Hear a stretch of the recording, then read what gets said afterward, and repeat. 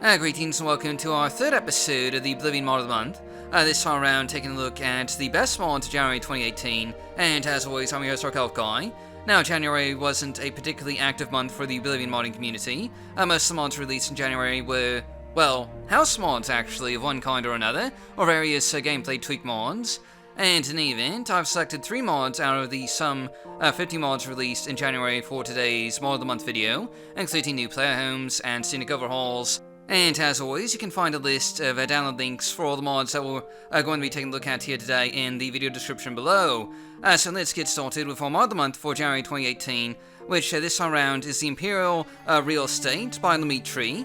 And this is really a nice and immersive sort of house mod that really does something that should have been included in the vanilla-based game, which is to make it possible for you to buy any of the vanilla game homes of NPCs who, get killed during the quest line, or move away, or, something else.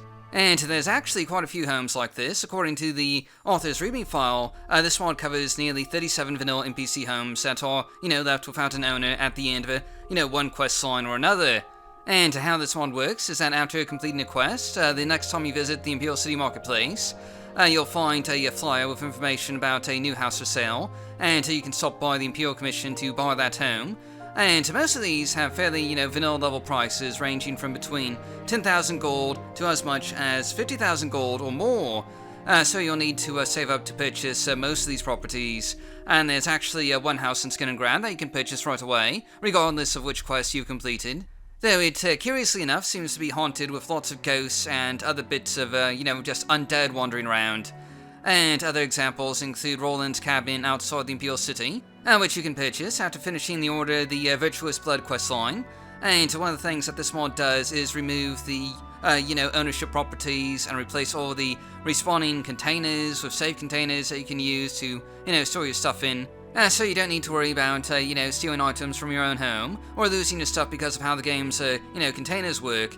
Well, except for sacks apparently, which aren't safe, evidently. But anyway, this greatly increases the property options across Cyrodiil, with usually at least one home for sale from each city, including the Imperial City, giving you a lot more, just housing options in a way that fits in with the vanilla game, and rewards you for actually completing quests. All this makes it our Mod of the Month for January 2018, and if you're in the market for more, vanilla-style homes, you do well to check this mod out. And moving on, our second pick for the Mod of the Month is Frostcrag Castle by Ray75228. And this is just a scenic exterior overhaul of everyone's favorite magic-themed house mod. The DLC involved Frostcrag Spire, but what this mod does is transform this wizard's tower into a proper-looking castle, with 2 or 3 main towers here, and a few gardens going around, the base here. And this is just really an incredibly beautiful and scenic replacement of the old Frostcrag Tower, including a few elements from the old mod, such as the top of the tower here and a few rotating elements and all that. But for the most part, the exterior here has just been completely changed, arguably for the better. There's just something incredibly magical about this castle now, and not that there was, anything really wrong about the original Frostcrag Tower, but this variation just seems to have a lot more exterior detailing, with statues and waterfalls and gardens. That really makes it, just more appealing and pleasant looking. Though it should be noted that this is an exterior-only change to Frostcrag Tower, and nothing has really been changed with the interior aside from, a few door markers and the like. So you'll still experience the same large open interior chambers from before, and you'll still find teleporters, going to all of the different branches of the Mages Guild along one of the upper-level balconies here. So the only real change is the outside appearance of this tower, which again is just incredibly scenic, and of course has a pretty good sense of verticality. I mean, the original mod had a pretty good, usage of verticality as well, but I just really like what the, author has done here. And anyway, while this may largely just be a cosmetic change to the iconic Frostcrag Spire, it's still a really great looking mod that just completely overhauls the exterior appearance of Frostcrag Tower, and manages to pull it off really well, which makes this our second pick for the Mod of the Month. And finally, we have our third and last pick for the Mod of the Month for January 2018, which this time around is Imperial Palace Improvement by Marab307. And, well, this mod does really a lot of things to improve the Imperial Palace, including adding a lot more NPCs to the palace itself, complete with their own unique schedules and activities, interior detailing with more clutter, and adding about 4 new rooms to house all the new NPCs, as well as, just adding some practical rooms that really should have been in the vanilla game, but evidently were not. One of the things you'll notice with this mod is a complete council in the Elder Council chambers, with ambassadors from the provinces and councillors attending daily business. It's no longer just, High Councillor Octo in these chambers now, and these councillors have lives. They eat, they sleep, they sometimes head around the city on various business. They're not just in the council chambers all the time. They also have a rather large set of sleeping quarters now right below the council chambers, which you can see here, with a large set of dorms of about 20 or 30 beds or so. There's also a new set of servants' quarters and a kitchen in the lower levels of this palace as well.